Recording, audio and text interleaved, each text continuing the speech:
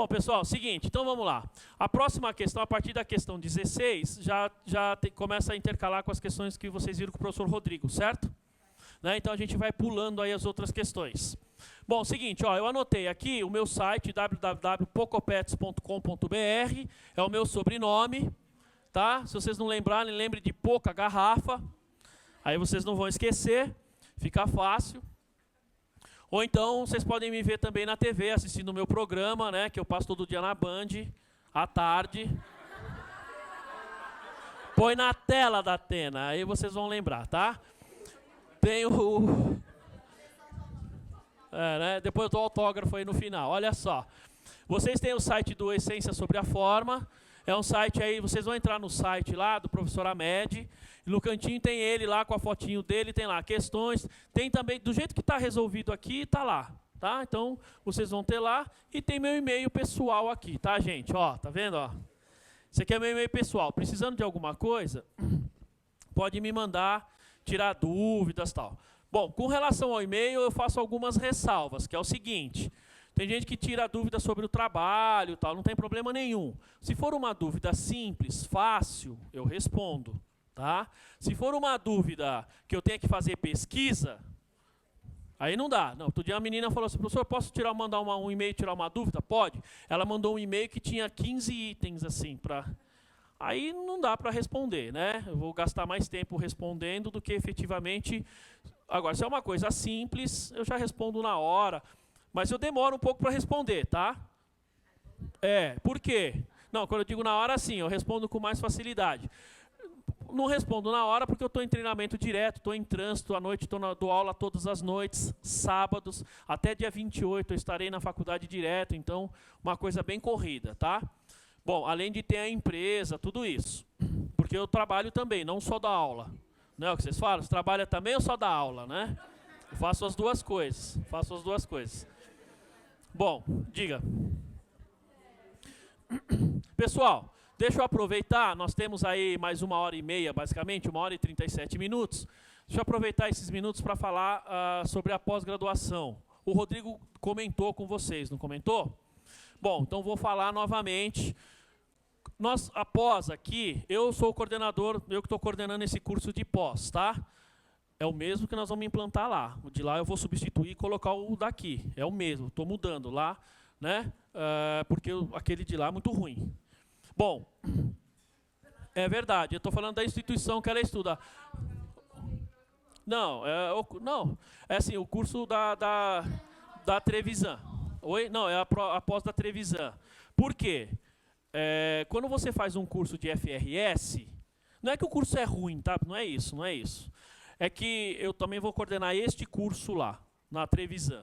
E aqui, o curso de pós. Aqui eu sou professor, mas vou coordenar o curso de pós. E lá eu sou coordenador de graduação, coordeno a graduação e coordeno também este curso de pós. Por que eu disse que eu vou mudar? Porque eu vou implantar a mesma coisa que nós vamos implantar aqui. Esse curso de FRS... Nós fizemos uma pesquisa, um levantamento aí com os outros cursos que tem aí, seja na FIPECAF na USP, seja na FECAP, sei lá. São cursos que são muito caros. Primeiro isso, um curso desses custa 20, 22 mil reais. Isso equivale a pagar 1.000, 1.100, 1.200 reais por mês. Vale a pena? Bom, depende. Depende. Você tem duas coisas. Primeiro, se você está pensando no nome da instituição, então você vai ter que comprar, você vai ter que estudar lá. Tá? Se você está pensando no seu conhecimento, eu acho que aqui vale a pena. Pelo menos a questão custo-benefício. Bom, a proposta do nosso curso, o Rodrigo já deu aí os detalhes para vocês, mas a proposta do curso é que a gente tenha um curso prático. Eu acabei de montar a grade, acertei a grade, fiz os ajustes específicos. E assim, a ideia é que vocês vão ver, ou aqueles que forem fazer, vão ver durante 1 ano e meio todas as normas, todos os CPCs, todos eles. E o objetivo não é simplesmente ficar discutindo as normas, pura e simplesmente. é a aplicação delas. Então, o diferencial vai ser que você vai aprender as normas e todos os professores, pelo menos é a proposta, que seja feita assim. Eu, como coordenador, vou bater nisso com os professores. O cara tem que dar aplicação prática, exercício prático, exercício de aplicação. Por quê? Outros cursos, como a gente viu lá, por exemplo, na Trevisan, na FIPECAF, na USP, na FIA, estou falando de cursos que são bons também. Também não, são bons, são reconhecidamente bons, tá? Mas tem uma diferença. É comum a gente perceber os alunos, a gente conversou com alguns alunos, eles reclamando um pouco, primeiro, extremamente teórico, e tem algumas coisas que eles discutiram, embora seja um curso de MBA, muito básico. Então, por exemplo, teve numa dessas instituições aí, teve aluno que falou assim, pô, professor, a gente chegou lá na faculdade, na aula de matemática financeira, o professor dava aula de 12C, de HP. Então, se você pega uma pessoa que está fazendo uma pós, que tecnicamente já deveria conhecer o mínimo da HP, chegou lá, o professor tinha que ficar explicando. Até uma coisa ou outra eu até entendo, mas não você pegar uma aula de 12 horas, 3 noites, 4 noites, para ficar as 4 noites dando o manual da HP. O aluno na pós não é para isso. Tá? Então, a proposta aqui é que seja diferente. O curso começa no dia 21 de março, quinzenalmente. Então, sábado sim, sábado não. Sábado sim, sábado não. Provavelmente os 3 primeiros sábados eu vou começar ministrando as aulas. A primeira parte nós dividimos são acho que 6 ou 7 módulos. Os módulos, ele está dividido assim, primeira parte introdutória, depois você vai ter uma parte que fala só dos itens de balanço, depois uma parte que só dos CPCs que afetam o resultado do período, depois contabilidade de empresas. Então está dividido, de modo que ao longo dos semestres a gente consiga, assim, ao longo do curso, vamos falar assim, consiga ver todos os CPCs. CPC, OCPC e ICPC. Então a ideia é ver todos de forma prática. Nós colocamos, por exemplo, logo no início, tem duas disciplinas instrumentais que a gente chama. Primeiro você vai ter a própria matemática. A gente está chamando, acho que se não me engano, métodos quantitativos, né? Não exatamente matemática financeira, com o objetivo do quê? Se você pegar, por exemplo, o CPC 30, reconhecimento de receita. Então, ali você tem que fazer cálculo de proporção de receita. Então, vocês vão aprender como faz esse cálculo. Vocês vão pegar o CPC, por exemplo, de empréstimos. Então, você tem que saber trazer a valor presente. Lembra que ele fala aqui de valor presente? Como traz a valor presente? O que é o valor futuro? Então, esses cálculos, tem para amortização de empréstimo, você tem que fazer o cálculo da amortização pela TIR, usando a TIR. Tá? Ao usar a TIR, todo mundo sabe usar a TIR na HP? Tem gente que não. Né? Sabe o que é TIR? TIR é quando você chama de tio no interior. Quer falar com meu tio? Tá aí meu tio? Né? Ou seja, a TIR é a taxa interna de retorno. Tá? Então, ó, a taxa interna de retorno ela é necessária para você calcular e amortizar empréstimos. Você precisa fazer via taxa interna de retorno. Então, por exemplo, isso vai ser dado lá. Tá? Todos esses procedimentos. Então, a aula de matemática ela vai ser direcionada, isso vai ser logo no começo, tá? Vai ser, acho que logo na terceira aula, uma coisa assim. Ela vai ser direcionada, a professora Rossana, eu vou direcioná-la para ela manja muito de matemática, é advogada, mas não manja de contabilidade, tem uma noção. Mas ela é matemática e advogada. Então, a ideia é falar, Rossana, ó, quero que você trabalhe esses conceitos, porque são os conceitos que todos os CPCs pedem e exigem que você saiba. Tá? Um outro diferencial, e a gente considera como um diferencial nesse curso, é a aula de inglês instrumental. Tá? O inglês instrumental. Por quê? Como a gente fala de normas internacionais, como é que fala ativo em inglês? Como é que fala passivo? Como é que fala DRE, o resultado? Então você tem P&L, Assets, Revenue, Profit, enfim. Tem lá o EBITDA. O que significa? Earnings before income tax depreciation and amortization. Né? NOPAT, Net Operating Profit. Ou seja, tem um monte de conceitos que accrual base, vamos acruar, quem trabalha em multinacional aí, vamos acruar o número. Porra, acruar, o que é acruar? Acruar já é portuguesada a palavra, tá certo? Mas o que é o accrual? Vamos fazer o accrual. Então, são conceitos que, quando você pensa em IFRS, se você trabalha no escritório de contabilidade, talvez você não use, mas a partir do momento que você migra para uma grande empresa, vai fazer diferença. Porque nas grandes empresas, nas multinacionais, os caras acham bonito só falar esses termos. O cara nem sabe muitas vezes o que está falando, tá? Mas acha sensacional, acha bonito. Enfim. Oi? O cara fala, sou inteligente, falo tudo, né? Bom... Pessoal, vou pedir uma gentileza a vocês antes que eu esqueça aí. Vou pedir para passarem uma lista com o nome. A menina falou que ia trazer a lista, mas como ela não trouxe ainda, então eu vou pedir para vocês passarem. Senão vai dar um tempo, vai esquecer e... né?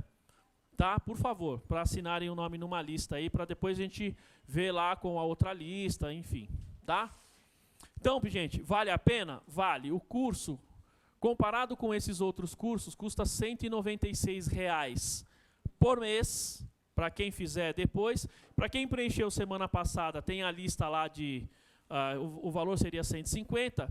E quem tiver aqui hoje, ainda que ela não traga a ficha, tá? Se ela não trouxer a ficha, mas tiver o nome na lista, a gente consegue a promoção que cai para R$ 150. As parcelas para R$ 150. Um detalhe, pessoal. Precisa ser formado para fazer o curso, tá? Você precisa estar com a graduação concluída. Não dá para fazer o curso se você está terminando, não dá. Então, você precisa concluir o curso. Então, quem já concluiu, já pode iniciar. Quem está concluindo, eu estou no 8º semestre, vai terminar no meio do ano, termina, foi aprovado, começa no módulo em agosto. Como o curso é modular, embora perder o primeiro módulo, você pode começar. Depois, lá no final, você faz o primeiro módulo. A gente está trabalhando de forma modular justamente para você não ter pré-requisito. Isso significa que você pode entrar em qualquer módulo, você pode entrar em qualquer semestre. Então, não finalizou ainda? Você pode entrar no mês de agosto. Tá? Tudo bem? Valor. Tem a relação de documentos também. Aqueles que quiserem depois saber a documentação, eu tenho aqui comigo, passo para vocês. Quem já se formou, finalizou a graduação.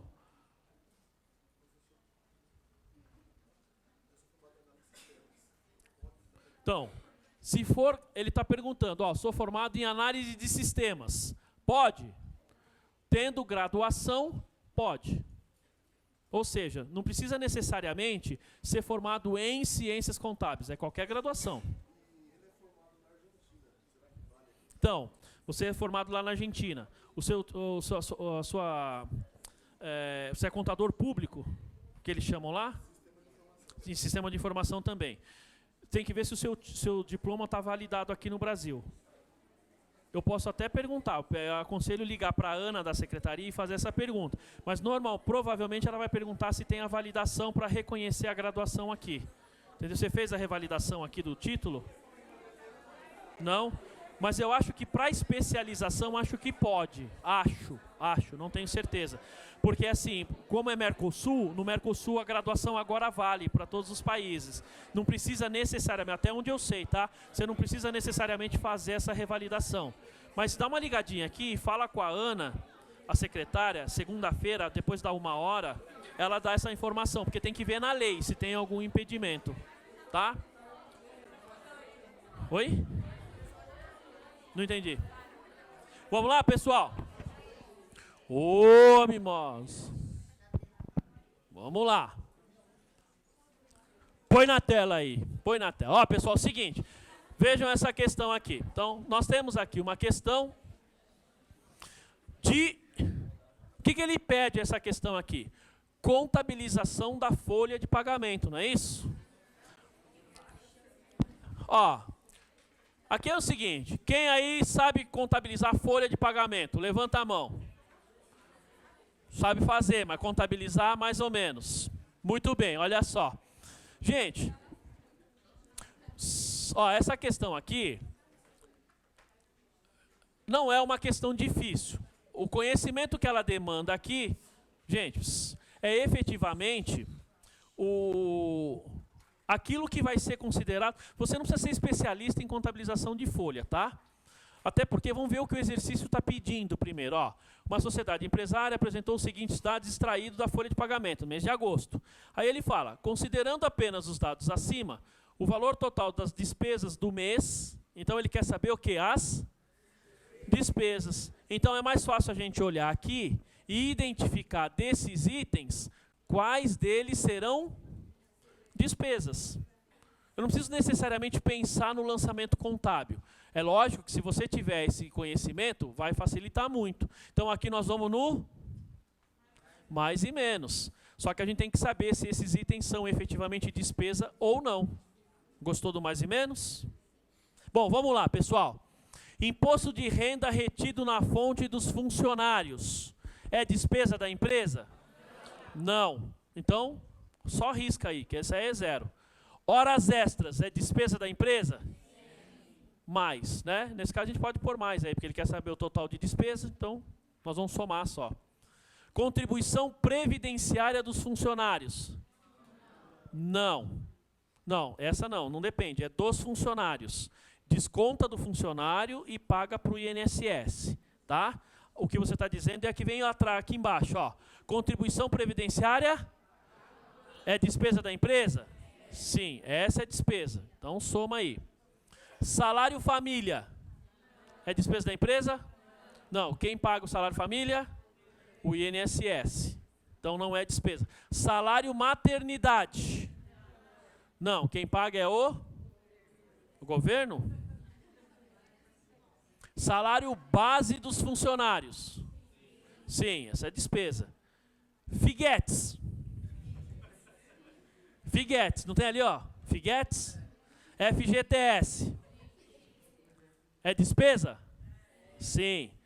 Vale transporte parte dos funcionários?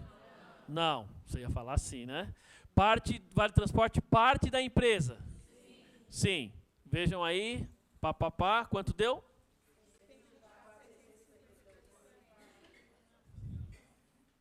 Alternativa A. Olha só, na resolução, se vocês olharem, foi montando, separou, fez um quadrinho. Mais e menos, você chega com mais facilidade. Alternativa A, ó, 124, 652 e 40. Difícil essa, não? Bom, vamos lá. Questão 16, essa vocês resolveram, né? Alguma dúvida aqui, não? Não? 17, resolveram? Alguma dúvida?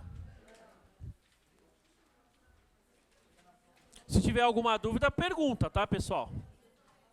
Essa também, né?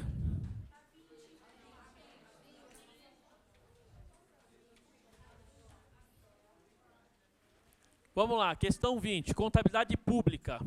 Ó.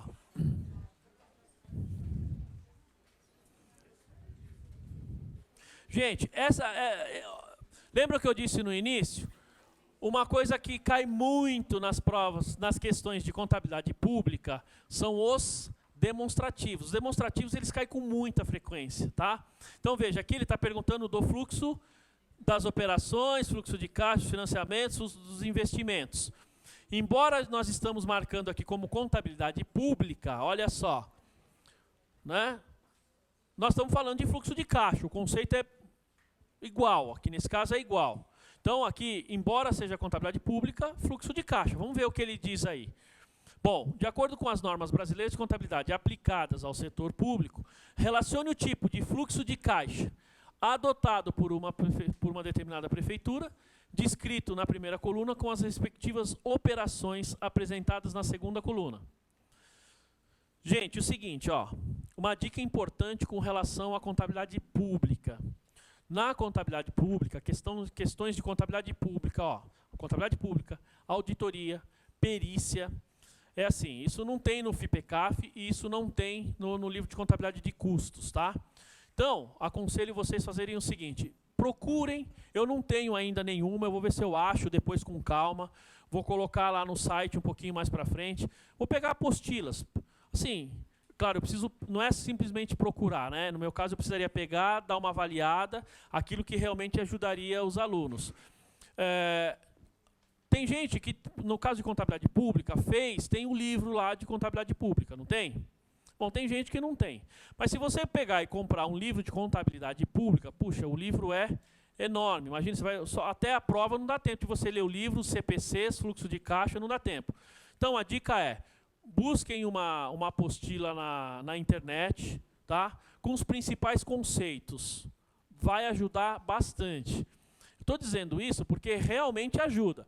Quando eu fiz, lembra que eu estava falando do concurso que eu prestei lá atrás? Teve umas questões de legislação aduaneira e eu acertei. Por quê? Eu busquei na internet, eu nem estudei, para fazer a prova eu não estudei. Mas tinha legislação aduaneira, eu falei, não sei, não faço a mínima ideia de como é a legislação. Dei uma olhadinha, a única coisa que eu pesquisei foi batata. Aquilo que eu pesquisei caiu, eu soube responder. Tá? E era só uma apostila simples na internet. Tá? Claro, tomem cuidado aí com a qualidade das apostilas, mas se alguém achar e quiser me mandar no meu e-mail para eu avaliar, eu faço isso, tá? Estou dizendo isso para disciplinas principais: pública, auditoria, perícia, tá? Por quê? Essas são questões, gente, ó. Embora caia menos questões no caso de contabilidade pública, perícia e auditoria, mas essa pode ser aquela que você errou e te reprovou. Entendeu? Então, vale a pena você estudar isso aqui. Mas, pela quantidade de questões, você tem que direcionar mais o seu estudo, na minha opinião, para custos e contabilidade de forma geral. Porque só a contabilidade representa metade da prova. Se você acertou uma boa parte de contabilidade e uma boa parte de custos, a probabilidade de você ser aprovado é enorme. É bastante grande. Tá? Por outro lado, errar uma dessa daqui pode significar a sua reprovação na prova. Tá? Mas não adianta, na minha opinião, comprar um livro agora, um mês antes, e querer ler um de auditoria, não dá para fazer isso. Então, os principais conceitos. Vamos lá, ó. Então, ele quer que relacione esses 3 itens com esse aqui. Então, fluxo de caixa das operações, fluxo de caixa dos financiamentos, fluxo de caixa dos investimentos. Em outras palavras, olha só, compreende os recursos relacionados à captação e amortização de empréstimos e financiamentos. Eu passei 6 conceitos de fluxo de caixa, não passei? Ó, 3 estão aqui, nessa questão. Tá? Então, esse aqui é o quê? Financiamento, certo? Se é 2, é A ou B. C e D já está fora. Tá? Compreende recursos relacionados à aquisição e alienação de ativo não circulante, bem como os recebimentos em dinheiro por liquidação de adiantamento, amortização de empréstimos concedidos a outras operações da mesma natureza. Certeza? Todo mundo certeza? Tem gente que está na dúvida. Ainda que você esteja na dúvida, você está na dúvida, mas essa questão aqui, ó, então vamos para a próxima. Ó. Compreende os ingressos, inclusive decorrente de receita originária e derivados, e os desembolsos relacionados com a ação pública e os demais fluxos que não se qualificam como investimento ou financiamento. Logo, isso aqui é o quê? Operacional, não é isso? Então, é a alternativa B de bola. Viu? Eu fiquei na dúvida nessa daqui. Não tenho certeza. Mas essa daqui, Dona Leide Laura... Dona Laura, sentava na cadeira número 3, naquela fileira lá, não é isso?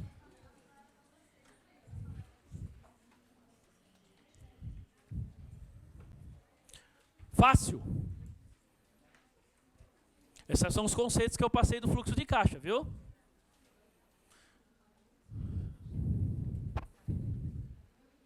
Bom, vamos lá, olha essa daqui, ó. Uma entidade do setor público realizou uma venda de um veículo de um ativo imobilizado, o qual apresentava os seguintes valores registrados em 31/12. Bens, o valor do bem, da aquisição, custo e depreciação acumulada. A administração pública orçou a venda do veículo para o exercício 2014 por 28 mil. Além do registro em contas de controle, o recebimento do valor da venda à vista 2014 pelo valor orçado irá resultar em...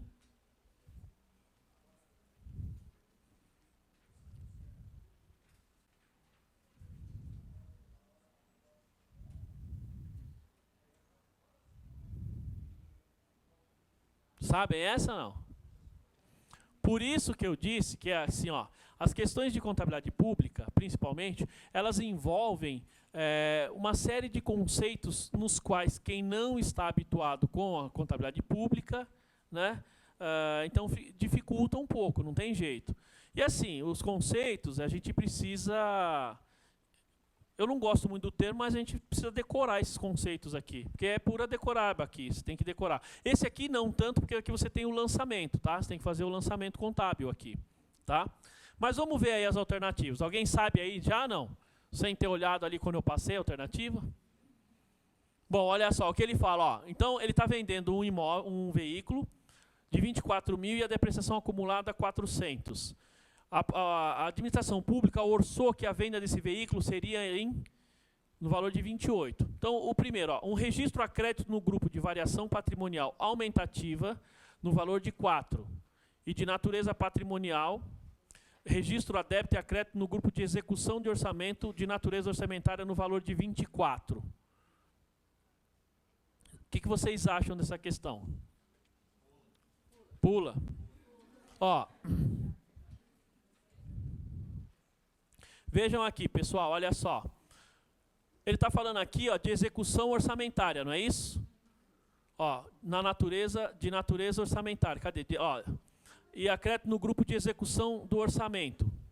De natureza orçamentária no valor de 24 mil. Qual foi o orçamento que ele fez? 28. Ele realizou quanto? 24 ou 28? O orçamento dele, o orçamento. 28.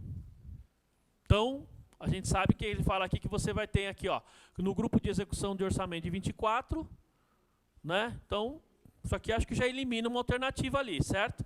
Ó, um registro a crédito no grupo de variação patrimonial aumentativa no valor de 23.600, de natureza patrimonial. Registro a débito a crédito no grupo de execução de orçamento no valor de 28. O que vocês acham dessa alternativa? Pula? Oi? Você acha que é essa a alternativa? Então, aqui ele está realizando o orçamento de 28, tá certo? Porque ele tinha lá, ele tem que realizar isso. Olha esse item aqui, ó, só que ele fala, ó, qual foi a variação no patrimônio? Foi quanto? Foi 23.600? Então, mas foi uma variação que aumenta o patrimônio? Não, não aumenta o patrimônio, né? Na verdade, o patrimônio você está diminuindo ele, né? Ó, registra um crédito no grupo de variação patrimonial aumentativa, isso, no valor de 28. Aumentou seu patrimônio em 28? Não, então essa aqui é a mais fácil para eliminar, não é? Olha a D, ó, um registro a crédito no grupo de variação patrimonial no valor de 4.400. Quanto aumentou seu patrimônio? 4.400. Logo, qual a alternativa? Viu? Essa fica um pouco mais fácil. Mas é assim, eu entendo. Tem gente que não está entendendo nada do que eu estou falando. Lógico, não é? Mas por quê? Não, por quê? Olha a minha amiga ali de óculos ali, ó. Não é? Você também não está entendendo, né? Mas por quê? Aqui demanda o conceito de contabilidade pública, tá? Gente, ó, aqui, ó, na resposta tem a dica aqui, ó. Então, tá vendo, ó? Ó, o manual de contabilidade aqui, ó, do Tesouro é muito rico, pois contém muitos exemplos práticos. Ó. Um desses exemplos trata da alienação de veículo. Ó, tá vendo? Manual disponível, tem um endereço aqui onde vocês podem pegar o manual de contabilidade que pode ajudá-los. Isso aqui vocês vão baixar depois, pegar isso aqui na internet, essa resposta aqui, vai estar isso lá para vocês, tá? Vai estar, então, tudo bem? Então, nesse caso, ó, o aumentativo aqui, valor contábil, né? Alternativa D de dado.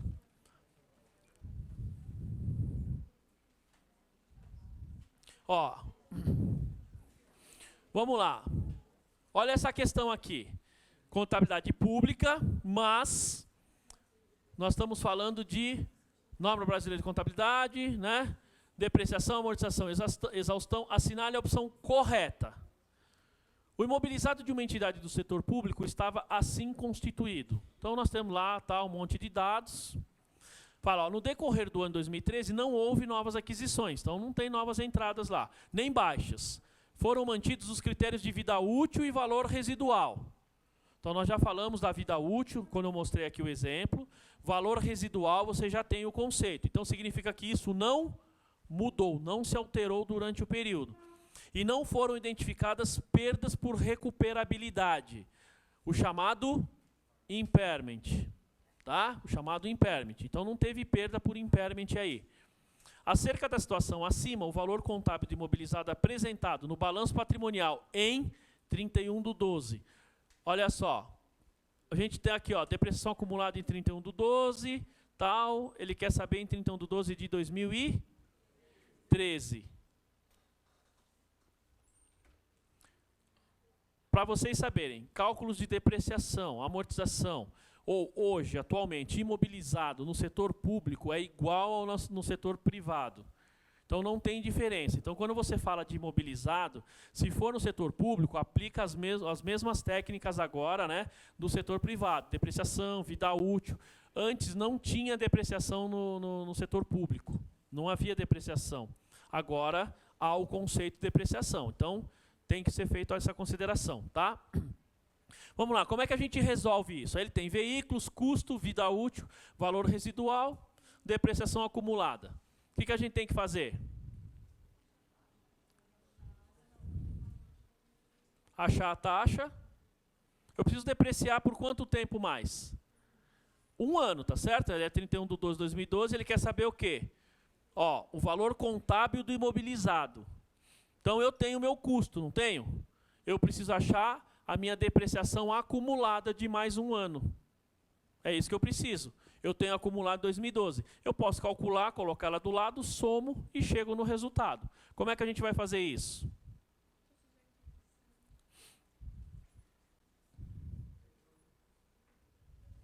Não olha para mim, não, que eu não sei fazer, não. Gente, olha só. Nós vamos fazer o cálculo da depreciação normal, cálculo comum aqui, sem grandes dificuldades. Olha só. Da seguinte maneira, olha, o primeiro lá não é veículos, não é 240? Então, ó, 240 mil, não é, valor residual não é 24? 240 menos 24, qual é o meu valor depreciável? Quanto? 216. Então, esse é o meu valor depreciável, certo? Eu tenho que dividir por quanto tempo? Por 6. 216 dividido pela vida útil, 6 anos. Quanto dá? 36. Ele fala a data de aquisição? Não. Então, se ele não fala a data de aquisição, teoricamente, eu acho que ele não vai dar 100% de depreciação para cada um. Então, esse número que deu, coloca do lado aqui, ó. Anota ao lado aqui, ó. De novo, para o próximo. Não tenho 650? Menos 35. Quanto? Quanto que dá? 650 menos 35. 615. Dividido por 8. Aí o valor que dá é a depreciação do ano, né? Isso aí que vocês estão achando é a depreciação anual.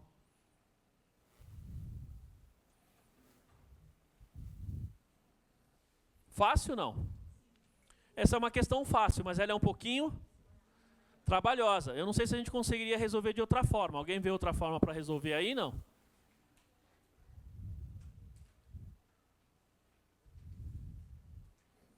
Não dá para fazer de outra forma. Pelo menos eu não vi ainda uma outra maneira. Porque nós temos valor residual, custos diferentes para cada uma delas. Então, essa daqui é uma questão, não considero ela difícil.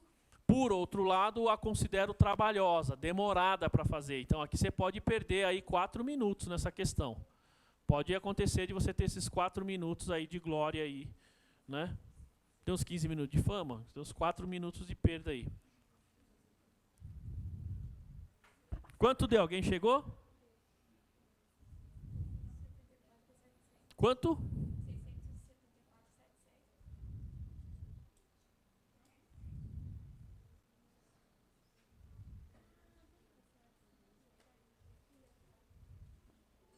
Você já ia olhando a questão ali, né? Ela já estava sapeando a resposta, né? Chegou? Pessoal aí no fundo. Qual a alternativa? B de bola? D de dado? Gente, ó. Tem gente falando que é D, tem gente falando que é B, correto? Então, olha só. Tem gente que falou que é D de jeans ou B de bola, não é?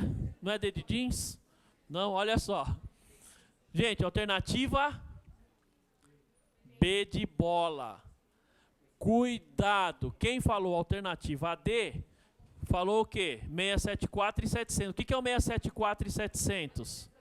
É a depreciação acumulada. Ele não quer a depreciação acumulada, ele quer o valor contábil do imobilizado. Tá vendo? Já teria errado essa questão aí. Você fez o... Ó, olha só, gente. Você fez o cálculo certo. Você sabe fazer, mas errou na interpretação. Você interpretou errado o que o exercício pediu. Então tem muito isso. Olhou errado, tem alternativa, você erra. Viu? Você fez certinho? Difícil essa questão? Não. É um trabalhinho para fazer. Isso é trabalhosa. Trabalhosa é diferente de difícil. Tem um exercício de custo padrão que é difícil. Trabalhoso de fazer. Pronto, pessoal? Ó, vou passar o resultado, ó. B de bola.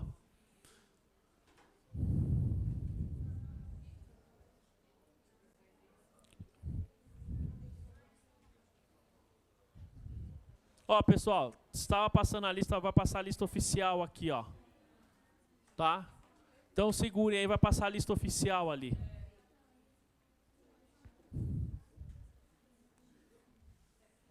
Fácil? Não, fácil essa, né? Chegou, minha querida? Fácil? A loirinha ali, catarinense, de azul, chegou? Não chegou? O que você fez? Qual o cálculo que você fez?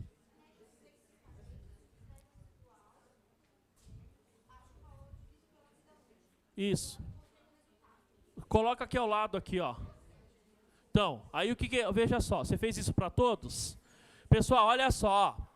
Vamos lá. Tem gente que não conseguiu ainda chegar na alternativa B de bola. Chegou na alternativa C de casa. Não, desculpa, na alternativa D de jeans. Né? Pensem no seguinte, ó. Gente, você calculou todos aqui, tá certo? Por quê?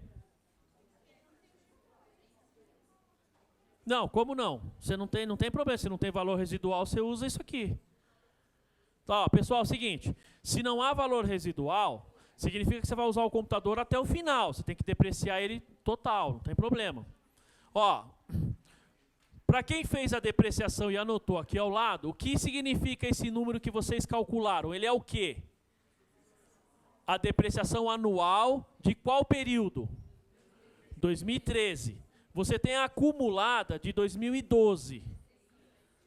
A depreciação acumulada de 2013 é 2012, mais a depreciação do ano de 2013 que vocês calcularam.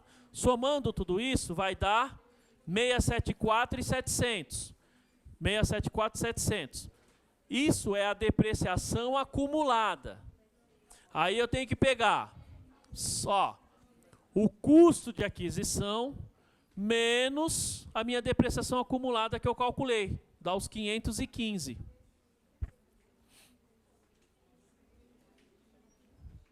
Ó, é o que nós fizemos. Ó, pegaram depreciação, dividiram, somaram, 674.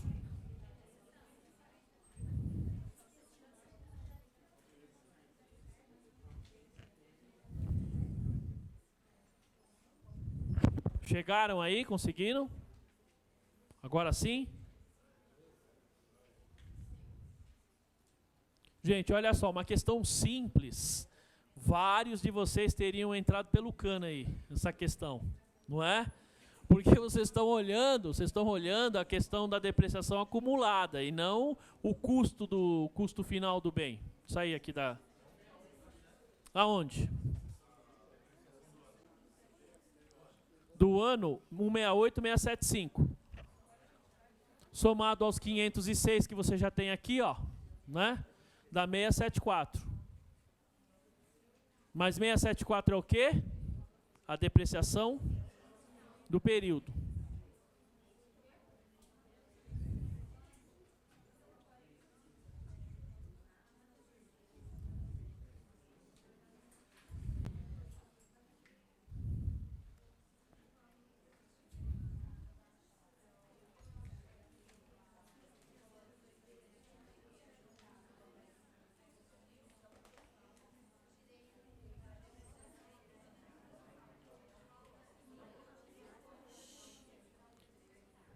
Pessoal, ó, deixa eu só ouvir o que a colega está falando lá.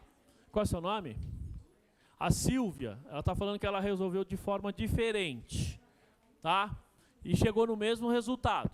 Bom, a Silvia fez o seguinte. Vamos lá, Silvia, só para eu entender. Vamos lá, agora para eu poder ouvir também. E para todos ouvirem, inclusive nas outras salas. Você pegou o quê? O valor, o custo de aquisição. Custo de aquisição. Menos... Vamos pegar aqui o exercício. Pegou o custo de aquisição menos a depreciação acumulada. Então, 190 menos 506. Certo? E aí...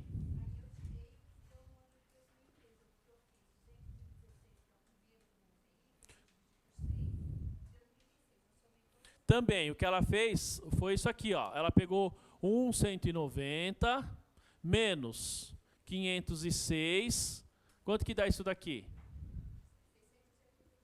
683. Aí ela calculou a depreciação como nós fizemos, 1 por 1, não foi? 1 por 1, que dá quanto? 168. Aí menos 168. Aí chega no 515. Foi isso, não foi? Também dá certo. Pensando de forma matemática, também dá certo. Também chega lá.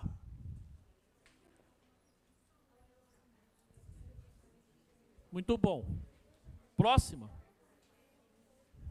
Essa vocês viram, não é? Isso aqui é fácil, não é? De custos.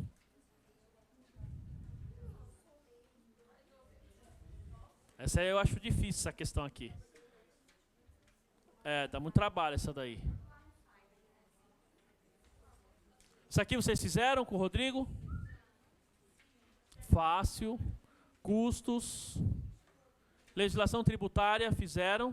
Qual a última que vocês... Qual a próxima que nós...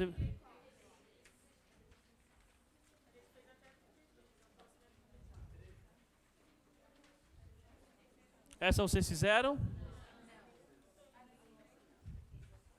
Não fizeram. Bom. Gente, essa aqui é uma questão típica de teoria mesmo, teoria da contabilidade. Tipicamente de teoria. Aqui é o seguinte, nós já fizemos uma questão lá atrás, quando eu expliquei para vocês aquela do leasing, não foi? Então vamos ver se por aqueles conceitos que vocês receberam com relação ao leasing, se é possível responder essa questão aqui. Olha só.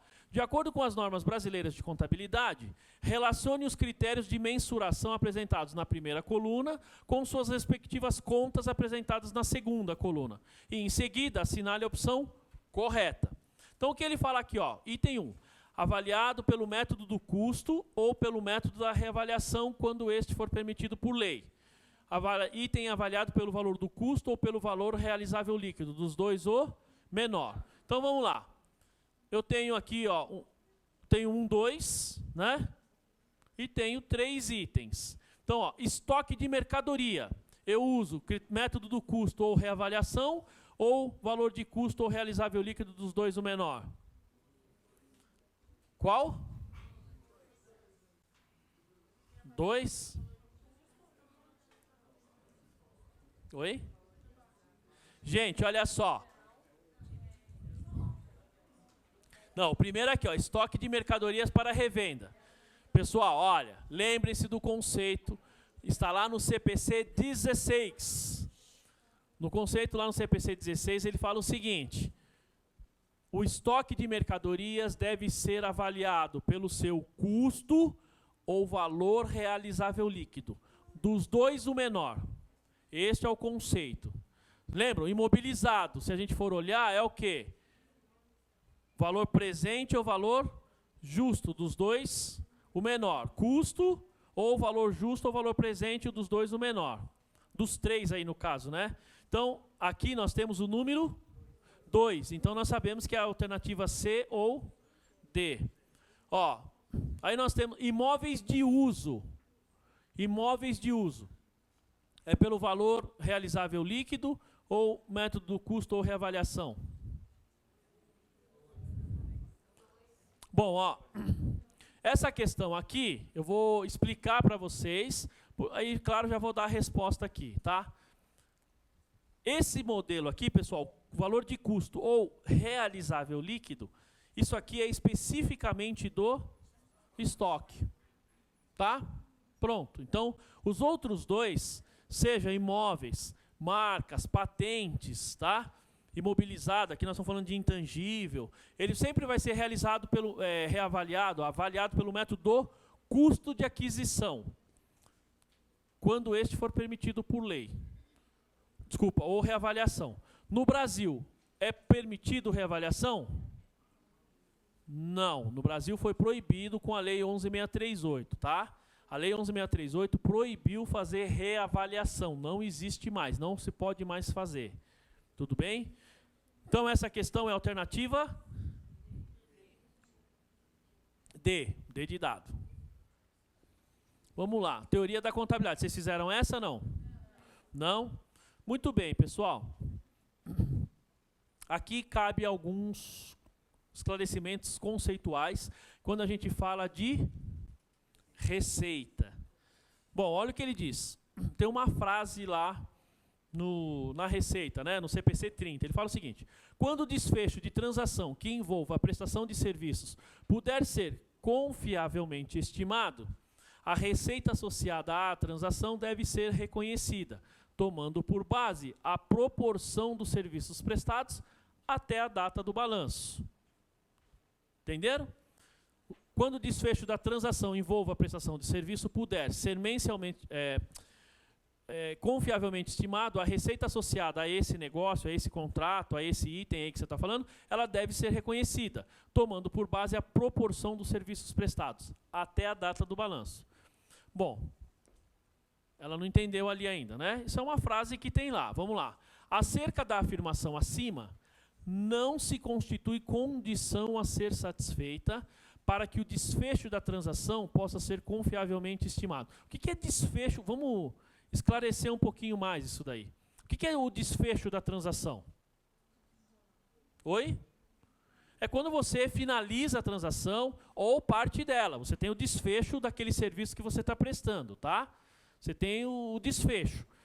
Por quê? Se você tem esse desfecho, você finalizou o trabalho, ele está dizendo o seguinte, ó. Esse desfecho aí pode ser confiavelmente estimado. O que significa ser confiavelmente estimado?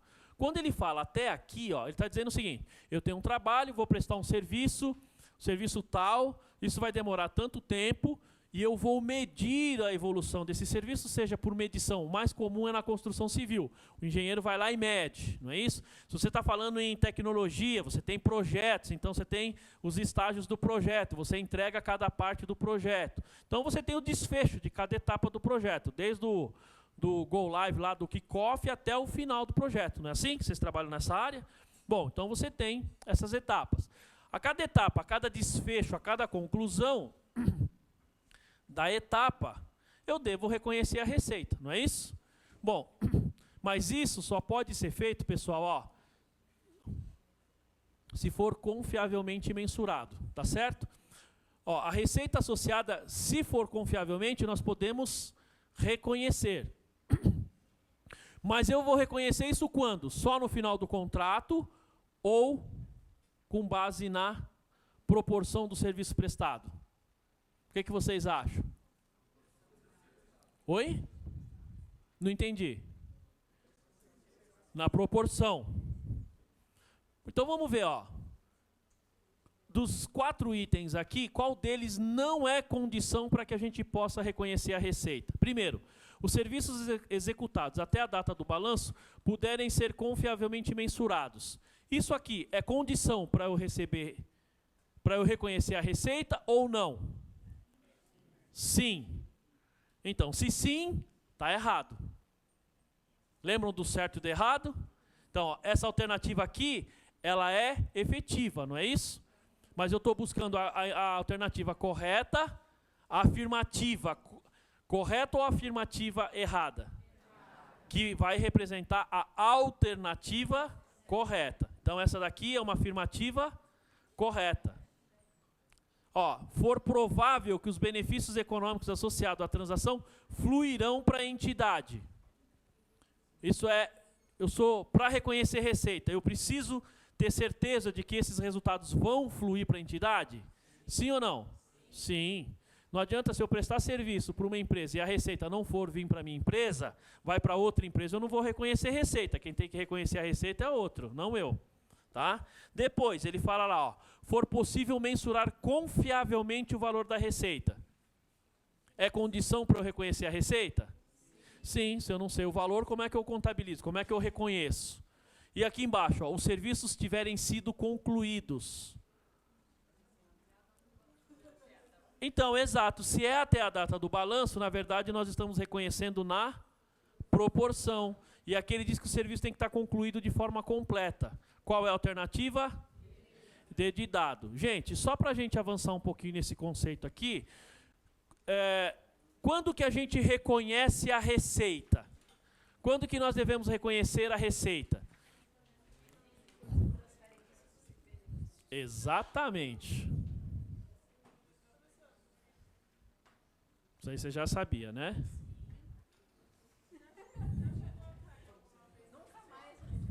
Não?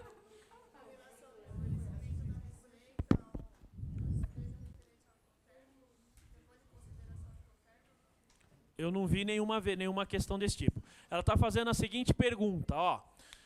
Pode, você está perguntando se eu já vi ou se pode cair. Se poder cair, eu acho difícil, porque é bastante específico. A pergunta dela foi a seguinte: eu posso pensar no reconhecimento da receita? Não, acho que já caiu sim. Já caiu. A pergunta é a seguinte: tem alguma questão, ou se já caiu alguma questão, pensando no reconhecimento da receita a partir do Incoterm?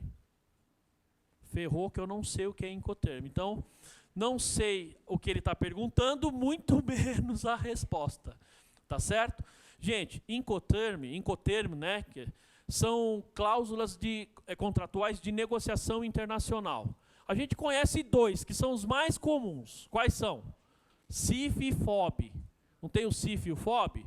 Tem mais de 30 Incoterms, tá certo? Tem mais de 30. Os mais comuns é CIF e FOB. Sabe que tem um monte, né? Qual a diferença entre o CIF e o FOB? Cai sim. Então a resposta à pergunta é: cai. Eu já vi questões aqui, se não me engano, que ele falava do reconhecimento da receita. E aí ele falava o seguinte, ó, a empresa contratou o seguro e usou o método CIF. Tá? Então a gente tem que pensar em que momento isso acontece. Já ouviram falar do CIF e FOB? Não. Já? CIF, Cost, Insurance and Freight. Custo, seguro e frete. FOB, Free on Board. Colocou no navio, está livre. Eu vou explicar isso aqui para vocês entenderem, tá? Bom, a reconhecimento da receita acontece quando? Na transferência de riscos e benefícios. Quando você pensa em termos de comércio, tá? Imagina, você está numa loja, você foi comprar essa caneta aqui. Na hora que você comprou essa caneta, o cara na loja te deu a caneta, você pegou a caneta, emitiu a nota para você. Um detalhe: reconhecimento de receita não necessariamente está atrelado à emissão de nota fiscal. Nota fiscal é o documento hábil para isso, mas nem sempre isso acontece ao mesmo tempo. Então, o fato de reconhecer a receita não é emitir a nota, tá? Na verdade, tecnicamente, dentro da estrutura conceitual, reconhecer a receita é quando nós transferimos riscos e benefícios. Simples assim, ó. peguei essa caneta, entreguei, sou vendedor, estou na loja, entreguei a caneta para ela. Emiti a nota, está ali, pagou tal. Se ela, ao sair da loja, ela assume riscos e benefícios. Ou seja, ela caiu, quebrou a caneta. E daí, o problema é dela. Correto? Ela tem os riscos, mas tem o benefício pelo uso. Então, o reconhecimento da receita acontece quando nós transferimos riscos e benefícios. Tudo bem? O fato é o seguinte, que quando você pensa nisso do ponto de vista comercial ou industrial, é fácil. Industrial nem tanto. Industrial, dependendo do tipo do que você está fazendo, é um pouco mais complicado. Mas o comércio é simples. Você entregou, a pessoa assume riscos e benefícios, certo? Na prestação de serviço e na indústria, pessoal, isso é um pouco mais complicado. Porque presta atenção nos serviços. O que está acontecendo exatamente nesse momento agora? Uma prestação de serviços, correto? Muito bem. Estou prestando serviço para vocês aqui. Esse serviço está sendo prestado até as 14h30, correto? Quando nós paramos, basicamente, lá no meio-dia, mais ou menos, quanto desse serviço eu prestei? Nós dividimos, nós temos 4 momentos. Início, primeiro café, segundo café, finalização. Então está dividido 1, 2, 3, não é isso? Na hora que nós paramos no primeiro intervalo, eu prestei quantos por cento? Não, o primeiro café. 1/3, 33%. 1/3 do serviço que eu tenho que prestar, correto? Se eu tivesse reconhecendo essa receita e parasse ali, olha, é isso que ele quer dizer. Então, a proporção, quanto eu reconheço de receita? 33% ou 1/3 da receita prevista para isso. Tá claro? Entenderam? No segundo café, nós tivemos 2/3, 75%. E esse último pedaço agora, nós estamos completando o terceiro terço aí, para completar o inteiro. Não é isso? Bom, veja que nós estamos falando em períodos. Imagina isso numa obra de 2 anos. Imagina isso na construção de um prédio. Imagina isso na construção de um navio, 5 anos. Imagina isso na construção de um avião, trem, linhas de metrô, linhas de trem. Então, quando você pega esse tipo de obras, ou pega essa obra que a Petrobras está fazendo aí lá no Nordeste, né, aquela, essas refinarias que ela está fazendo, sempre que mostra lá da Operação Lava Jato, eles mostram a refinaria, esqueci o nome lá, Abreu e Lima, eu acho, mostra uma foto aérea, assim, vocês veem o tamanho da fábrica, aquilo é um gigante, aquilo é uma cidade. Então, para construir uma empresa desse tipo, quanto tempo demora? Anos, exatamente, demora bastante. Por conta disso, como é que a empresa que está prestando o serviço reconhece a receita?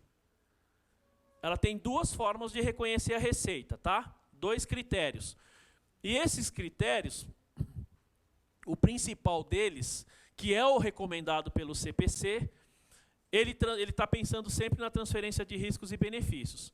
Nós temos o primeiro deles, que é o POC, e depois nós temos o custo mais margem. Muito bem, pessoal. Esses 2 critérios funcionam da seguinte maneira. POC, na verdade, é a sigla que diz Percentage of Completion, ou percentual de conclusão. Então, lembra do 1/3, 2/3, aí teria 33, depois 66 e depois 100%? No exemplo que eu falei aqui da aula, isso significa que é o meu percentual de conclusão. Até o primeiro café, 33%. Se eu estivesse reconhecendo receita, eu reconheceria uma receita, se esse curso custasse 100 mil, tá? Quanto eu reconheceria na primeira etapa? 33%, eu reconheceria 33 mil.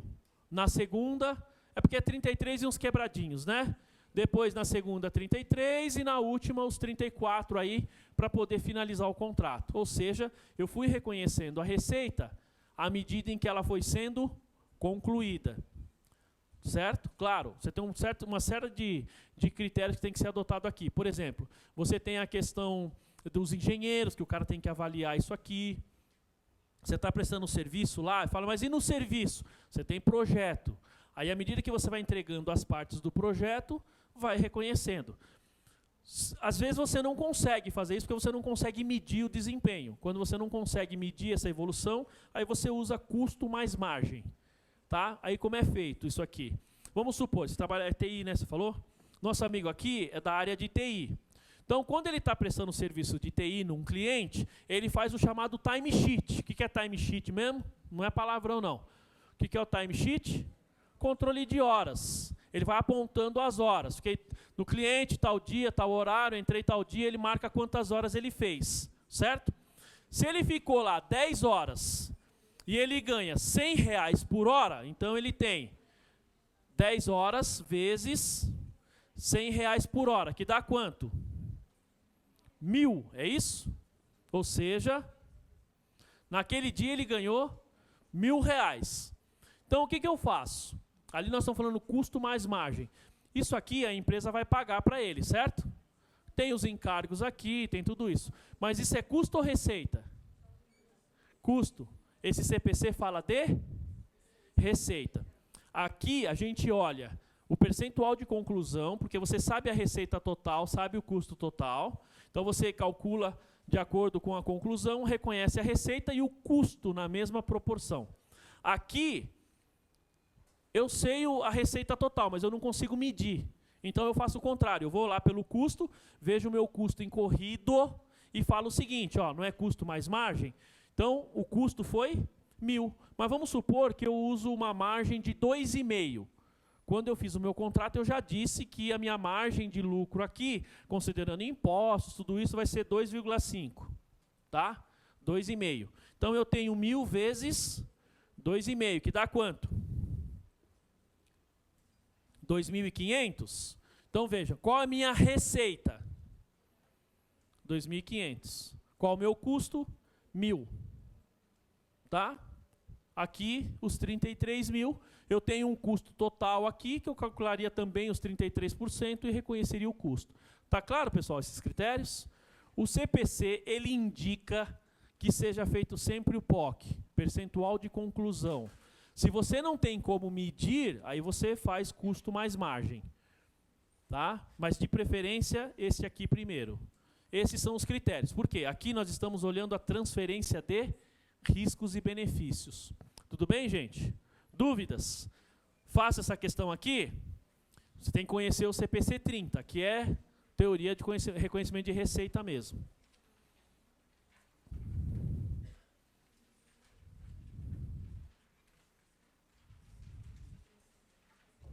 Olha essa questão aqui. Essa vocês não fizeram, né? Ó, uma empresa de transporte de cargas adquiriu à vista um furgão em 2 de janeiro de 2012 por 70.000. Durante o exercício, durante o ano 2013, esse furgão gerou fluxos de caixas líquidos no montante de 20.000 e apresenta perspectivas de gerar o mesmo montante anual de fluxo de caixa líquido durante o restante da vida útil. Bom, tem um monte de dado aí e tal, mas eu quero saber o que ele está pedindo. Considerando-se as bases de mensuração expostas na NBCTG estrutura conceitual, assinale a opção incorreta. Bom, o que ele quer saber? Custo de aquisição, valor realizável líquido, valor presente dos fluxos de caixa, custo corrente. Bom, nós temos que saber aqui esses conceitos. Tá? O que é custo de aquisição? O valor que você pagou para adquirir. Na verdade é assim, são todos os gastos necessários. Ah, pessoal, desculpa. Vou voltar um pouquinho nessa questão aqui que eu falei pela metade aqui, tá? Falei pela metade, porque ela tinha me perguntado do Incoterms, tá certo? E eu não falei aqui, antes que eu esqueça. Bom, imagina, gente, que eu estou vendendo uma mercadoria para a China. Estou exportando. Eu tenho duas formas, quer dizer, tem um monte, mas as mais comuns é CIF ou FOB, tá? Se eu vender a mercadoria, porque tinha uma questão dessa, o cara vendia a mercadoria para outro país e usava o método tal, ou CIF ou FOB. Bom, primeiro, ficou claro a questão do reconhecimento da receita, certo? No caso de mercadorias, né, a gente tem o uso a questão da transferência dos riscos e benefícios. Se eu estou fazendo uma venda de mercadoria, estou mandando ela para a China, o navio daqui lá deve demorar uns 15, 16 dias, mais ou menos, é o que leva daqui na China, de navio. O container vai demorar tudo isso para chegar lá. Se eu faturei aqui, tá? Tem que faturar para mandar para o porto para colocar no navio. Se eu usei o método FOB, quando eu reconheço a receita? A pergunta é, em outras palavras, quando que os riscos e benefícios foram transferidos? Coloquei no navio, eu reconheço a receita. Tá? Coloquei no navio, reconheço a receita. Porque o nome aqui é Free On Board, livre. A bordo, eu não assumo mais riscos e benefícios. E se for pelo método CIF? Porque ele pode dar uma questão desse tipo aqui, falando isso e pedindo datas. Tá? Pedindo datas. E se for CIF? Quando eu vou reconhecer a receita? Somente quando chegar no porto e desembaraçar a mercadoria lá. Somente quando chegar no porto lá na China. Tem Incoterm que é o seguinte, que eu reconheço, saiu do portão da minha fábrica, eu já reconheço. Tem outros que é assim, tem que sair da minha fábrica e desembaraçar a mercadoria. Tem outra que chegou no porto. Tem um Incoterm que é assim, eu só vou reconhecer quando estiver dentro do portão da outra fábrica. Sabia desses outros aí? Quando coloca no portão da outra fábrica. Então, depende. Os mais comuns, esses daqui. Então, esse aqui, ó, eu reconheceria a receita 15, 20 dias depois. Esse aqui, colocou no navio, chegou no porto, já reconheço. Entendeu? Dúvidas? Então, vamos lá para essa outra aqui, então, ó. Então, gente, nós estamos falando aqui, custo de aquisição. É o valor que nós adquirimos, o valor da aquisição do bem, mais todos os gastos necessários para deixar o bem em condições de uso. Isso é custo de aquisição. O que é o valor realizável líquido? Qual o conceito de valor realizável líquido? É aquele do estoque. É o valor no qual eu vendo a mercadoria, seria o valor de venda da mercadoria, menos todas as despesas necessárias para que eu possa efetuar essa venda. Então, por exemplo, se eu tenho a venda, tenho comissão de vendedor, o valor realizável líquido é o valor de venda menos a comissão. Tem os impostos, valor de venda menos comissão menos impostos. O que sobra disso é o valor realizável líquido. Tudo bem? Depois, ó, o valor presente dos fluxos de caixa. O que é o valor presente? O valor futuro do seu fluxo de caixa, que você desconta uma determinada taxa e traz eles a valor presente. E por último, o valor do custo corrente, ou seja, o custo atual, se eu fosse repor esse bem. Bom, o que ele pede então? Ó, considerando-se as bases de mensuração, assinale a opção incorreta. Ó, o valor residual desse furgão após de 5 anos é 10 mil. Então, o custo de aquisição. Qual é o custo de aquisição do bem? 70. Tem... O que mais a gente tem ali? 70 mil é o custo de aquisição?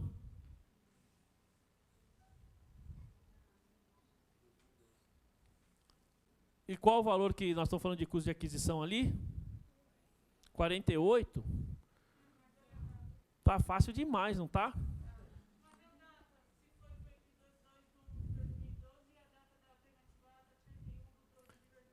Sim, mas o custo de aquisição ele muda? O custo de aquisição não, é valor histórico, não muda. Entendeu? Então, embora você tenha feito essa observação da data, que tá perfeita, você tem que ver que assim, ele adquiriu em 2012, mas o custo de aquisição não muda. Então, qual a alternativa? Deixa eu ver. Ó, fácil demais, né, pessoal? Parece até pegadinha. Então, essa daqui é uma que é assim, eu vou ser sincero, eu estou resolvendo essa daqui, bateu de primeira, opa, peraí. Tem alguma coisa, né?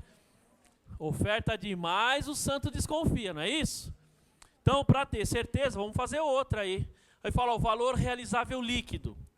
O que é o valor realizável líquido? É o valor do bem, É o valor que eu venderia esse bem hoje, menos os...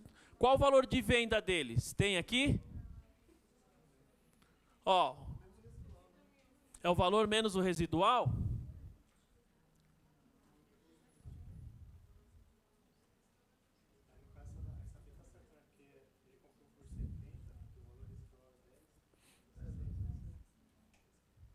Então, mas não, mas ele é o valor realizável líquido.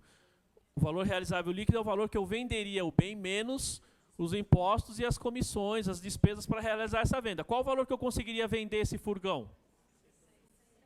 60? Ó, a empresa recebeu uma proposta para vender o furgão pelo valor de mercado em 60. Ó. Aí ele fala, o valor presente do fluxo de caixa líquido, qual é? Dá para saber isso aí? Ó, essa daqui você teria que calcular, ele não te dá isso aí. Mas é fácil fazer na HP aí na calculadora? É simples, não vamos perder tempo fazendo, mas daria para fazer. E na última aqui, ó, o custo corrente. Qual o custo corrente? Tá vendo? Eu não preciso perder tempo calculando isso aqui vai dar um trabalho para fazer. Mas essa aqui, assim, a gente fez porque eu achei muito estranho ali, não é? O cara me deu a resposta logo de cara, de mão beijada assim. Tão fácil, é só você comparar isso com isso, né? Mas é. Tá, alternativa A. Isso aqui dá para desconfiar, né? Essa questão aí. Ou não? Dá. Essa questão dá para desconfiar. Vamos lá. Ética, essa vocês fizeram, né? 36, fizeram. Ética. Profissão contábil. 39 vocês fizeram? Não.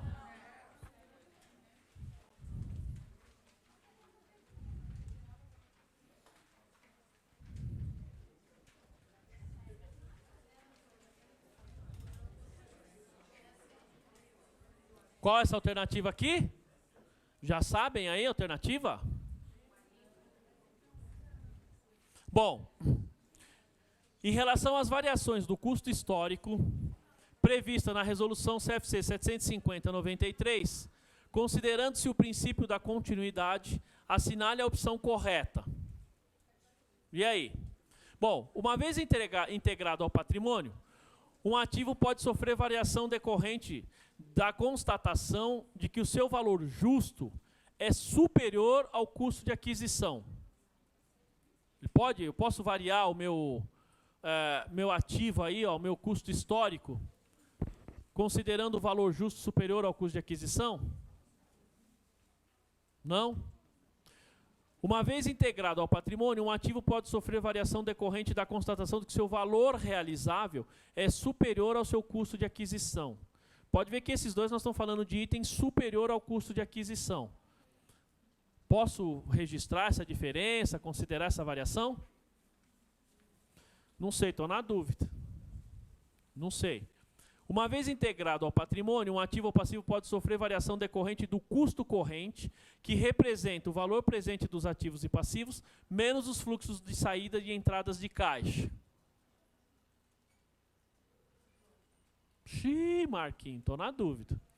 Depois, uma vez integrado ao patrimônio, um ativo ou passivo pode sofrer variação decorrente da atualização monetária quando se determina o valor de troca dos ativos ou passivos objetos da avaliação do mercado ativo.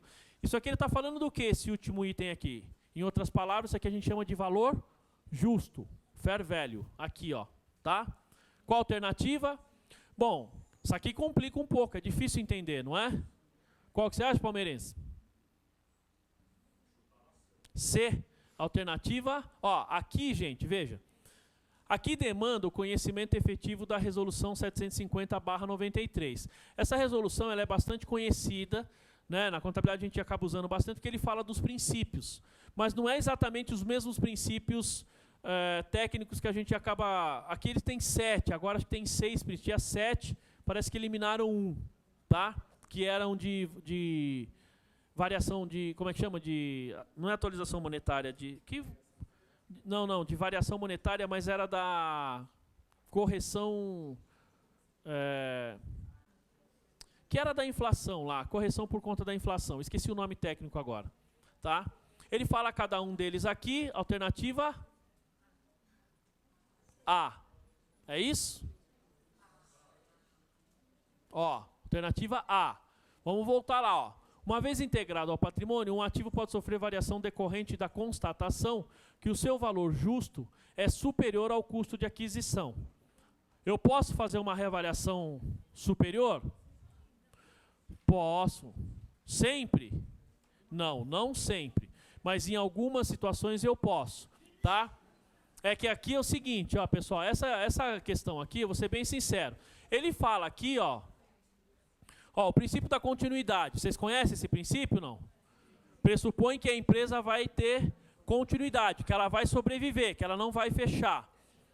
Ó, o princípio pelo valor, o princípio do registro pelo valor original, que é o custo histórico, na verdade. O princípio do valor original determina que os componentes do patrimônio devem ser inicialmente registrados pelos valores originais, expressos em moedas nacional. É o que ele fala aqui, ó, integrado, pode sofrer, né, que ele fala aqui, ó, o custo histórico. Depois, o que ele fala? Variação do custo histórico. Uma vez integrado ao patrimônio, isso no item 2, ó, os componentes patrimoniais podem sofrer variações dos seguintes fatores: do custo corrente, do valor realizável, do valor presente, valor justo, tal. Ele explica cada um deles, tá? Ou seja, então, teoricamente, quando o valor justo é superior ao custo de aquisição, não em todos os casos, mas se você estiver avaliando pelo valor custo ou valor justo, dependendo do caso, propriedade para investimento, por exemplo, você pode fazer essa avaliação, essa mudança, tá? 40 fizeram, né ou não?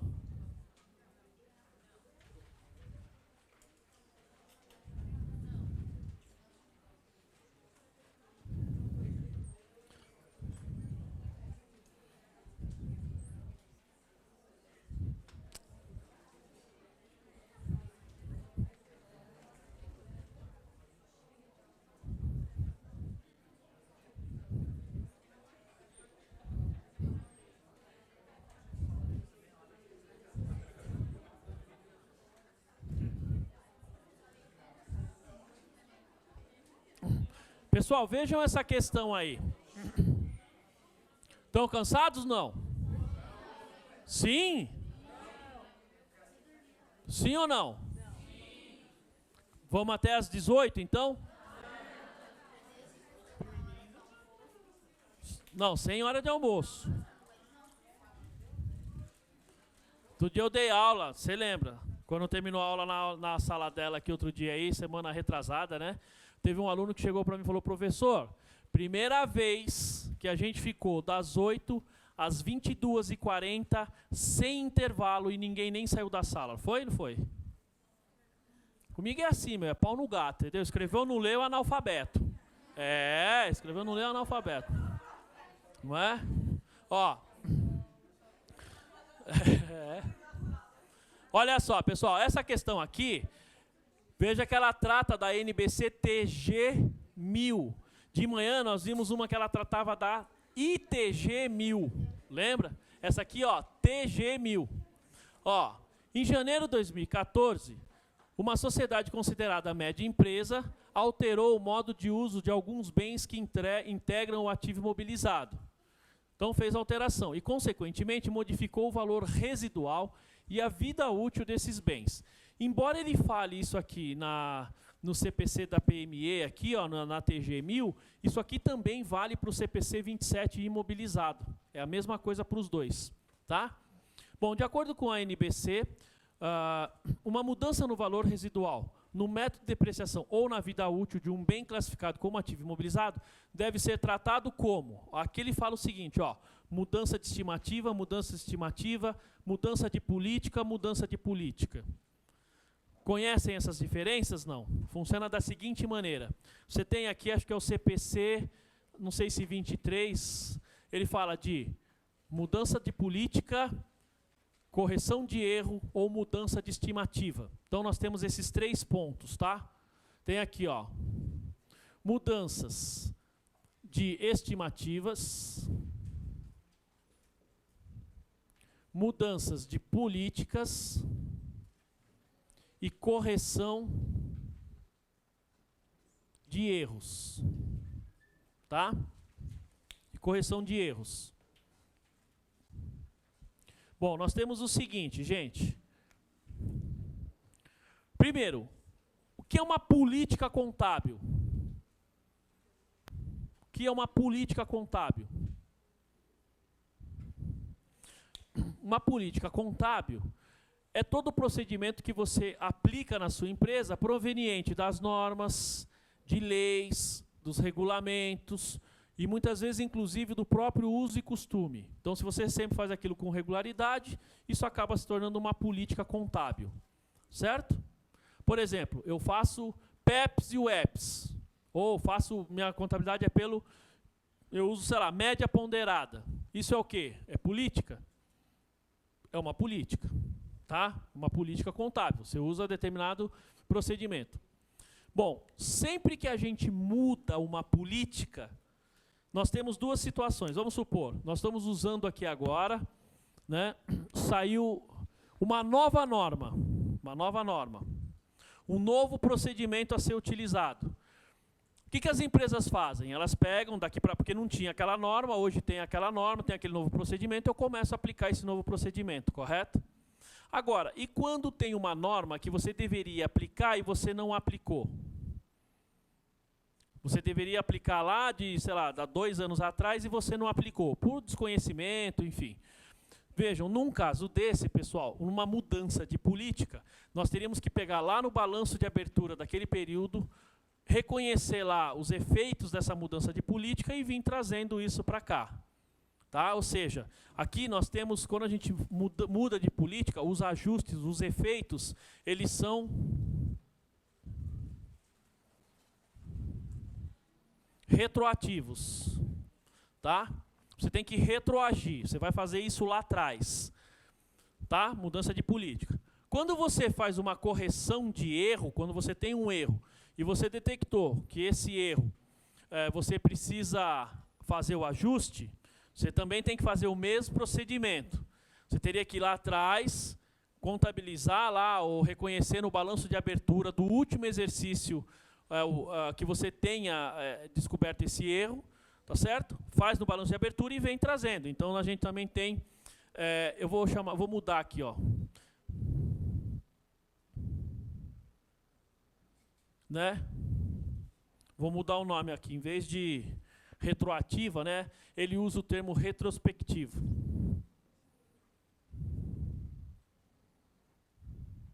Ou seja, a aplicação é retrospectiva, é lá atrás. Então, correção de erro, gente, erro é erro. Você identificou alguma coisa que você deveria fazer, você tinha os dados, poderia ter feito e não fez. Isso é erro. Tá? Mudança de política é quando você tem que aplicar uma determinada norma, uma determinada regra, e não aplica. Ou você passou a aplicar, então você tem que voltar desde onde você vai começar a aplicar aquela norma. E tem uma mudança de estimativa. O que é mudança de estimativa?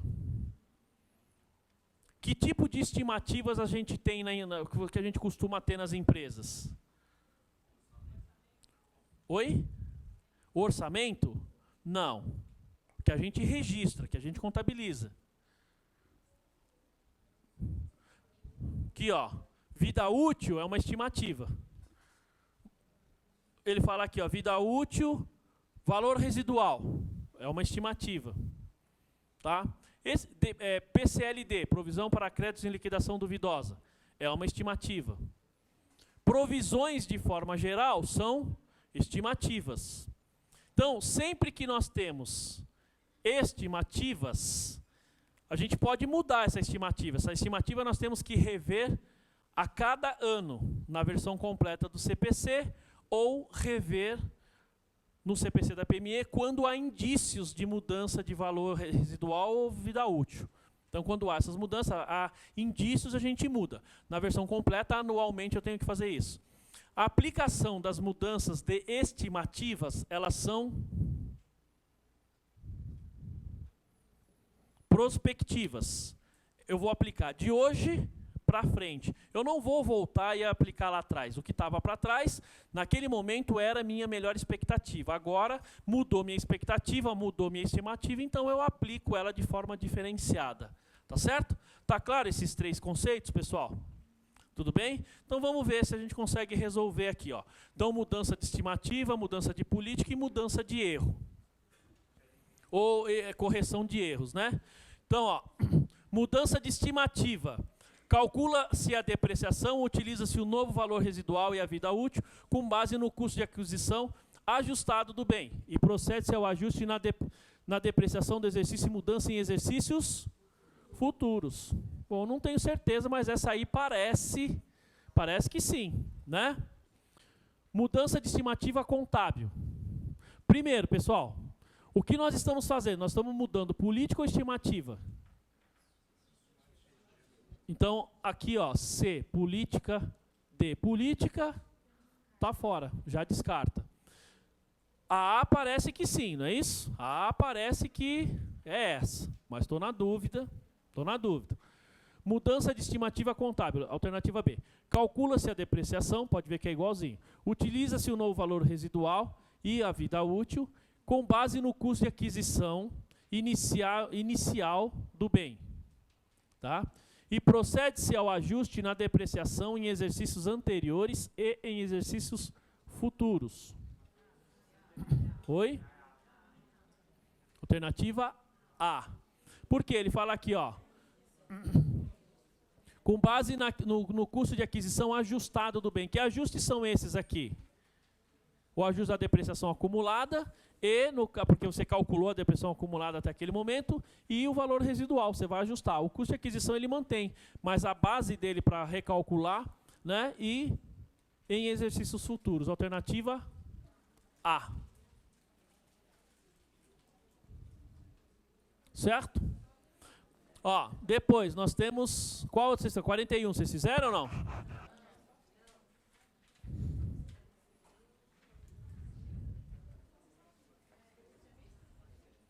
Vamos lá. 41. Question number 41. De acordo com o que estabelece o CPC 16 estoque, a respeito do custo de estoque, é correto afirmar que... Então, ele está falando de custo de aquisição. O custo de aquisição compreende o preço de compra acrescido aos impostos recuperáveis, descontos e abatimentos. O custo de aquisição, quando eu adquiro o estoque, eu acrescento os impostos, desconto e abatimento? Oi? Depende do caso. Oi? Valor do produto. Bom, quando eu tenho impostos recuperáveis, eu não acrescento, eu tiro, eu diminuo. Então essa alternativa a gente já descarta de cara, tá? Ó, o custo dos estoques pode ser atribuído pelo uso dos critérios. Primeiro a entrar, primeiro a sair e último a entrar, primeiro a sair. Não? Na classe de vocês, na faculdade, tem muito aluno WEPS? Ou Life Student? Tem? O último que entra é o primeiro a sair? Tinha um professor no mestrado que ele falava, você é Life Student, meu, o que você está perguntando aí? O cara fez uma pergunta para o professor falou, você, um Life Student, quer perguntar? Aí eu pergunto, o que é Life Student? O último que entra, o primeiro que sai. Ainda quer fazer pergunta? Enfim, essa aqui pode ser, pessoal? Pode? Por que não? Ela falou que não, agora eu quero saber. Oi? Não sei, pode não? No Brasil, nós não podemos usar o EPS, tá? Embora vocês aprendam na faculdade lá, mas a gente não pode usar. O CPC não permite, a lei não permite. Ó, custo padrão ou método de varejo podem ser usados por conveniência se os resultados se aproximarem do custo real. Não sei. Não sei, vamos para a próxima. O total dos custos fixos indiretos de fabricação deve ser atribuído às unidades produzidas. Tá certo isso? Bom, em nenhum caso é admitido o registro de tais custos como despesa do período em que foram incorridos. Tá certo isso? Alternativa C de casa, ou seja... olha aqui, pessoal. Em nenhum caso é admitido o registro de tais custos como despesa do período em que foram incorridos. Nós temos custos fixos aí indiretos, se a gente pegar pelo custeio variável, esses itens aqui, eles não são considerados como despesa do período, tá? Então, isso aqui não seria verdadeiro. Então, a alternativa é C, porque a gente tem que se aproximar bastante do custo real. E o padrão ou o método de varejo, ele se aproxima bastante. A gente pode usar caso se aproxime. Tá? Isso aqui vocês não fizeram. Fizeram? Muito bem. De acordo com a NBC TG 28, propriedade para investimento. Propriedade para investimento. Gente, o que é propriedade para investimento? O que é propriedade para investimento? Fala, minha querida. Propriedade para investimento. Você sorriu e falou, eu sei, vou responder. Não é ela.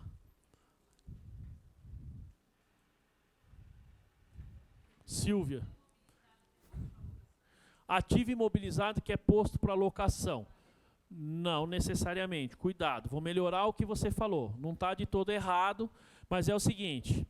Porque se eu pego uma máquina que é meu ativo imobilizado, eu posso pôr para locação, não posso? Não é propriedade para investimento, pode ser leasing.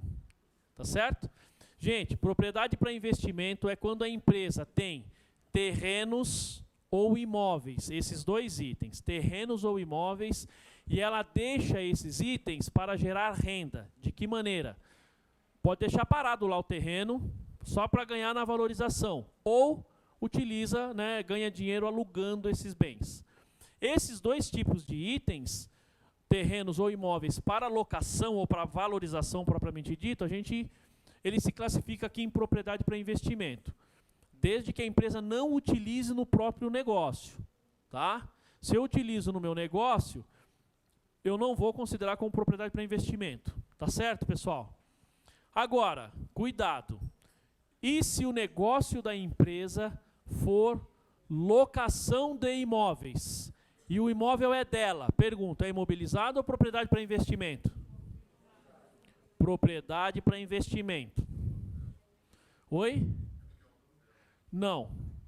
Não interessa o ramo. Essa é a discussão. Tem um monte de gente aí fora, pessoal, que fica falando o seguinte, eu já vi colegas, cara de profissão de muitos anos. Não, propriedade para investimento é o seguinte, se eu tenho imobiliária e eu sou proprietária do imóvel, então o meu negócio é locação de imóvel. Imobilizado é o próprio negócio, não é isso? Imobilizados são os bens que são utilizados para a geração da receita no seu negócio. Então a locação não é propriedade para investimento, é imobilizado.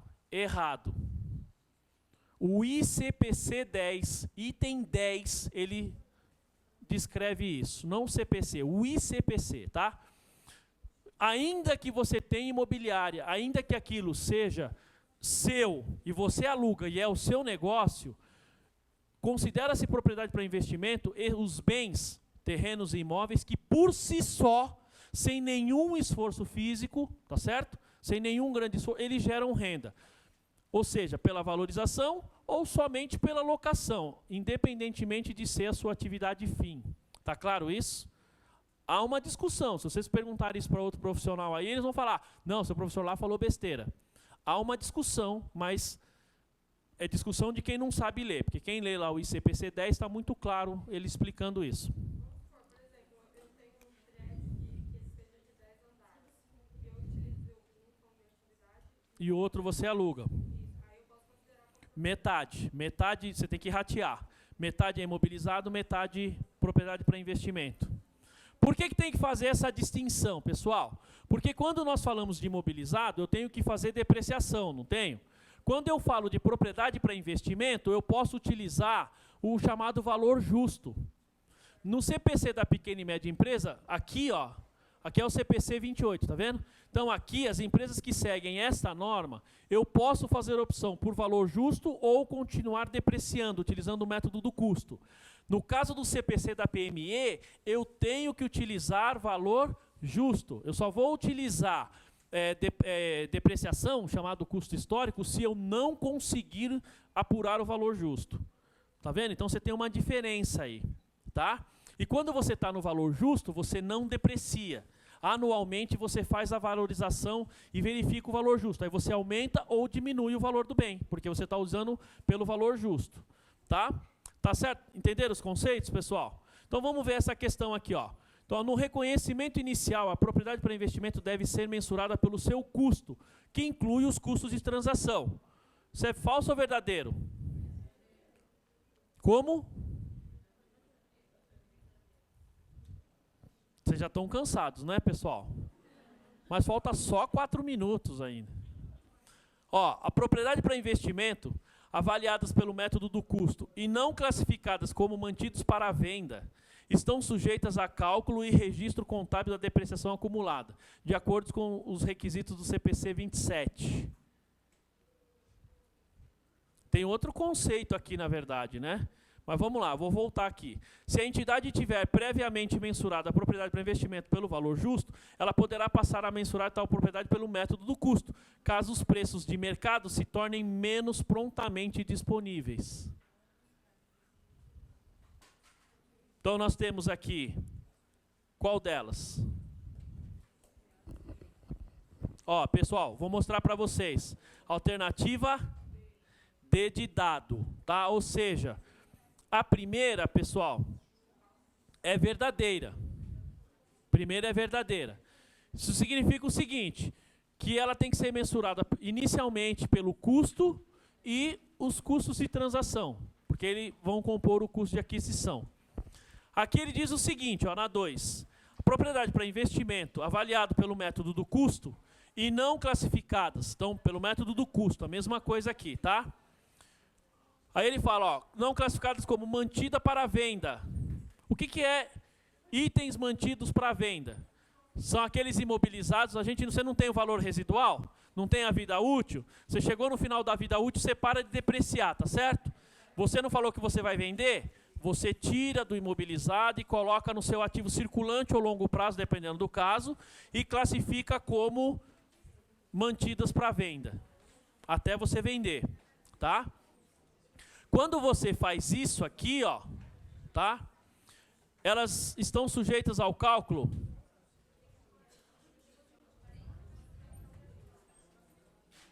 se elas não estiverem classificadas como mantido para venda, elas têm que seguir o cálculo da depreciação, tem que fazer depreciação. Se elas não estiverem mantidas para venda, se você colocá-la como mantida para venda, você para de depreciar.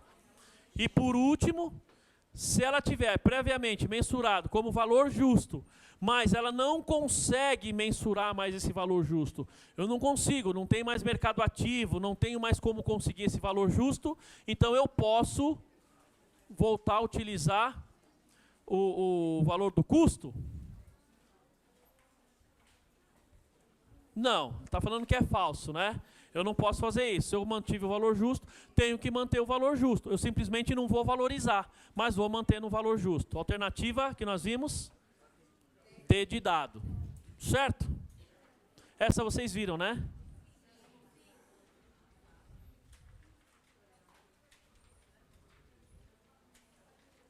É isso, pessoal? Pessoal, olha só. 14 horas e 29 minutos.